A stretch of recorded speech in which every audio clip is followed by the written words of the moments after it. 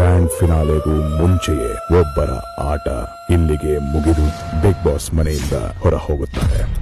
ಯಾರನ್ನು ಈ ಮನೆಯಿಂದ ಹೊರ ಹಾಕಲು ಇಚ್ಛಿಸುತ್ತಾರೆ ಎಂದು ಘೋಷಿಸಬೇಕು. ಸತೀಶ್ ಸರ್, ಯಾರ ಕಾಯಿ ಮುಖ್ಯ ದ್ವಾರಕ್ಕೆ ಅತಿ ಸಮೀಪವಾಗಿರುತ್ತದೋ ಆ ಸದಸ್ಯ ಆಟದಿಂದ ಎಲಿಮಿನೇಟ್ ಆಗುತ್ತಾರೆ.